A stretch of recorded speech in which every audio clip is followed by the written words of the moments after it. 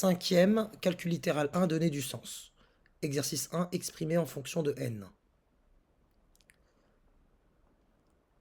Donc là, déjà, la première difficulté, on nous donne n est un entier, un nombre entier, c'est-à-dire un nombre avec une partie décimale nulle, c'est-à-dire égale à 0. On nous demande d'exprimer en fonction de n. On n'a pas besoin de connaître n, on sait juste que c'est un nombre entier. Vulgairement dit, un nombre sans virgule, même si j'aime pas cette expression, mais je vais l'utiliser pour transmettre l'idée. On n'a pas besoin de connaître la valeur de ce nombre pour donner les expressions suivantes en fonction de ce nombre. Je vous donne un exemple. Prenons l'exemple de... Allez, imaginons que je vais répondre à toutes ces questions en prenant comme nombre entier 7. Je dois exprimer en utilisant 7 la moitié de 7. Ben, je dirais que 7, c'est 7 sur 2. Le double de 7, toujours en faisant apparaître du 7, c'est ça exprimer en fonction de 7. Donc le double de 7, j'écrirai 2 fois 7. Pour le tiers de 7, le tiers consiste à diviser par 3. Le tiers d'une quantité, c'est la quantité divisée par 3. Donc je prends mon 7 et je le divise par 3. Donc j'exprime toujours en fonction de 7. Pour le AD, je veux le triple de 7.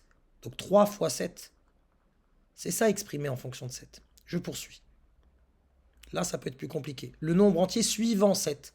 Quel est le nombre entier, donc, passez-moi l'expression sans virgule, qui vient après 7? C'est 8. Mais je dois quand même faire apparaître du 7. Comment je passe de 7 à 8? Ben, je prends mon 7 et je lui rajoute 1 pour passer au suivant. C'est 7 plus 1. Enfin, pour F, le nombre entier qui vient avant 7, c'est 6. Comment je peux faire 6 avec du 7? Bah, c'est 7 moins 1. Eh ben, j'applique exactement ces règles à mon n. La moitié de n, j'ai pas besoin de connaître n, je sais juste que c'est mon n que je dois diviser par 2. Le double de n, peu importe la valeur de n, le double de n, c'est 2 fois n. Le tiers de n, c'est n que je divise par 3.